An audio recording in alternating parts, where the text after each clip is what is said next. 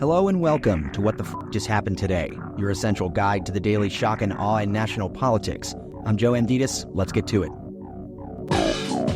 It's Thursday, January 2nd, 2025. Welcome to day 1444. Donald Trump blamed criminal immigrants for the New Year's Day attack in New Orleans that was carried out by a U.S. Army veteran who was born in Texas. In the early hours of New Year's Day, a man drove a truck into a crowd on Bourbon Street in New Orleans, leaving at least 15 people dead. The driver behind the attack was Shamsuddin Jabbar, a Texas-born U.S. citizen and Army veteran. The FBI said Jabbar acted alone and had posted several videos online before the attack proclaiming his support for ISIS. Still, Trump posted, "When I said that the criminals coming in are far worse than the criminals we have in our country, that statement was constantly refuted by Democrats and the fake news media, but it turned out to be true." Trump later added, "Our country is a disaster, a laughingstock all over the world. This is what happens when you have open borders with weak, ineffective, and virtually non-existent leadership." Hours later, a Tesla Cybertruck exploded outside of Trump's hotel in Las Vegas, killing the driver and injuring 7 people. The man inside the Cybertruck was an active-duty soldier in the Army.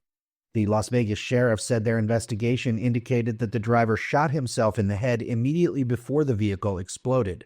A gun was found in the driver's seat. The FBI said there is no definitive link between the attack in New Orleans and Las Vegas. Meanwhile, Mike Johnson does not have the votes needed to remain Speaker of the House, with less than 24 hours until the start of the 119th Congress.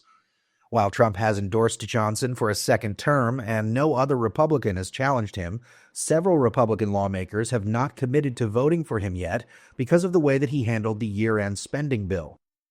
Republican Thomas Massie is a firm no, and several members of the House Freedom Caucus have said that they remain undecided. Failure to elect a speaker could delay the certification of Trump's victory, and Congress has never tried to certify a presidential election without a House Speaker in place. In order to be elected Speaker, Johnson needs to win a majority of members who vote. The House is currently divided 219 to 215, meaning with full attendance, Johnson can only lose one Republican vote to retain the speakership if all Democrats vote against him. Trump, meanwhile, plans to host a victory rally the day before his inauguration at the Capital One Arena in Washington, D.C. Moving on, Joe Biden will award Liz Cheney and Bennie Thompson the Presidential Citizens Medal, honoring 2 of the leaders of the House January 6 committee that investigated the Capitol riot less than 3 weeks before Trump is set to take office a second time.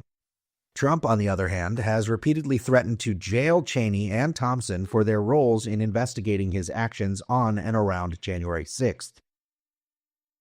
Meanwhile, a federal appeals court struck down the FCC's net neutrality rules, ending a 2-decade effort to regulate broadband providers as utilities and shifting responsibility to Congress.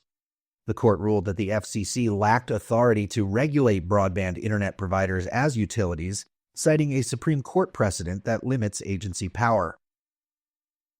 And finally, Supreme Court Justice John Roberts warned that violence, intimidation, and defiance directed at judges because of their work undermine our republic and are wholly unacceptable. In his annual report, Roberts said that the number of violent threats against judges has more than tripled over the last decade, and that they highlight the vulnerability of judges who sign their names to the decisions they render each day and return home each night to communities. Roberts, however, did not mention the Supreme Court's ruling that Trump is entitled to absolute immunity from criminal prosecution for official acts, or its decision to overturn Roe v. Wade and eliminate the constitutional right to abortion, or the numerous ethics controversies that have plagued Clarence Thomas and Samuel Alito, or its first-ever code of conduct that lacks an enforcement mechanism. That's all for now. You can find the links and sources for all of these stories on the main website. And as always, visit whatthefjusthappenedtoday.com for the latest news and headlines. Until next time, I'm Joe Amditis.